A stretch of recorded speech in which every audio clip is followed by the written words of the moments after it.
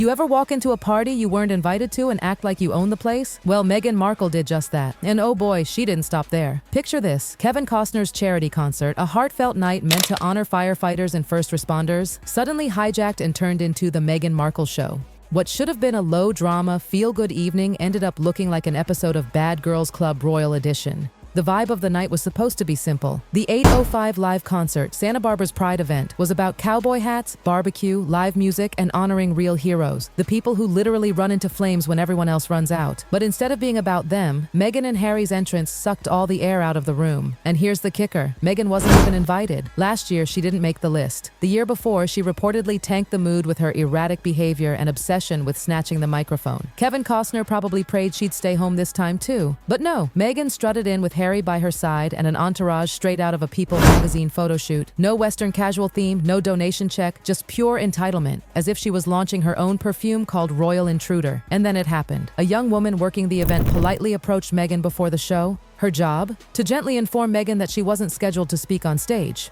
Harmless, right?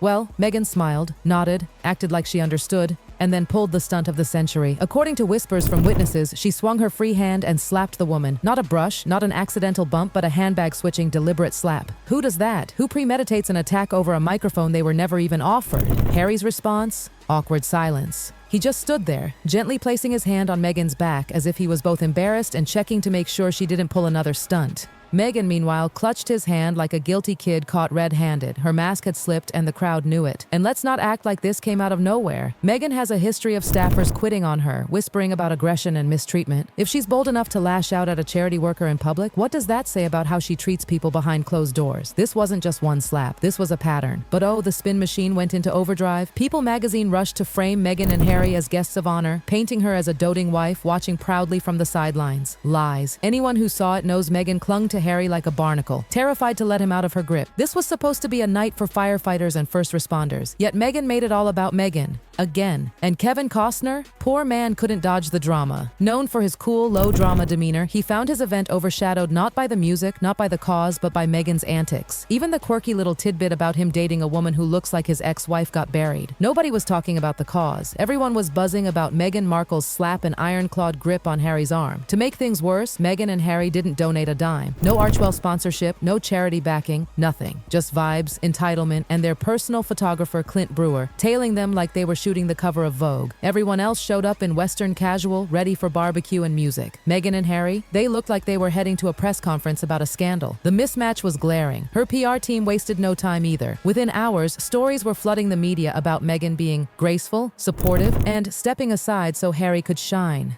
Really? Because the photos told a very different story, one of dominance and control, not quiet support. Meghan glued herself to Harry's side, scanning the crowd nervously, making sure no one dared look anywhere else. And of course, they dragged the royal family back into it. Somehow, articles managed to squeeze in mentions of King Charles, reconciliation rumors, and whispers of Harry's possible return to the UK. Classic Meghan playbook: stir chaos, act outrageous, then tie it back to royal connections to clean up the mess. But what really stuck with people wasn't just the slap. It was Meghan's face, tight, panicked, stressed, like someone who knew control was slipping through her fingers. Harry, on the other hand, looked checked out, puffy-faced, drained. The once brave prince now reduced to nothing more than a background prop in Meghan's endless drama. He didn't speak up, he didn't intervene, he just followed her lead, holding her arm like he was trapped in a role he couldn't escape. And here's the chilling part: whispers are growing louder.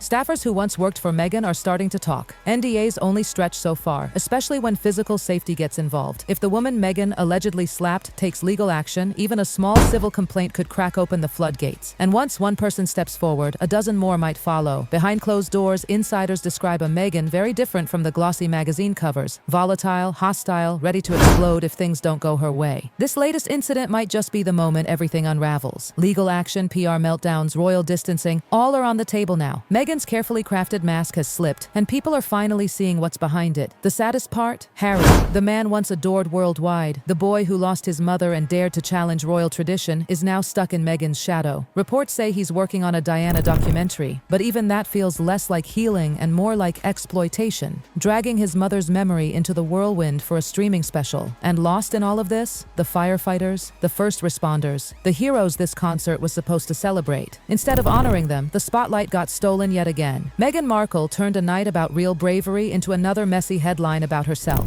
Here's the thing, Meghan Markle isn't misunderstood. She isn't some silenced figure fighting against unfair treatment. She's loud, she's deliberate, and her every move is calculated. This charity concert fiasco only proved what so many already suspected. That the attention isn't just a craving for her, it's a need, a survival tool. Meghan can't function without a spotlight, and when the lights dim, she manufactures her own chaos just to drag them back on her. Think about it. She brought her own photographer. Who does that? Not someone coming to humbly support firefighters. Not someone invested in the mission. That's a move straight out of the celebrity playbook. Control the narrative, own the angles, write the story before the truth can catch up. She didn't just want to attend, she wanted to curate her version of reality. Except this time, reality fought back. That slap, that aggression, those faces caught on camera, no PR spin could hide it, and the public is catching on. Every sugary puff piece gets drowned out by thousands of comments online calling it out for what it is, smoke and mirrors. The sympathy card she's been playing since Megxit is wearing thin. People aren't buying it anymore. The internet's asking the real question. Who's the aggressor here? Because when you crash charity events you weren't invited to, hijack stages and lash out at staffers, you stop looking like the victim. You start looking like the problem. And poor Harry. Watching him shuffle behind Meghan, drained and hollow, breaks hearts worldwide.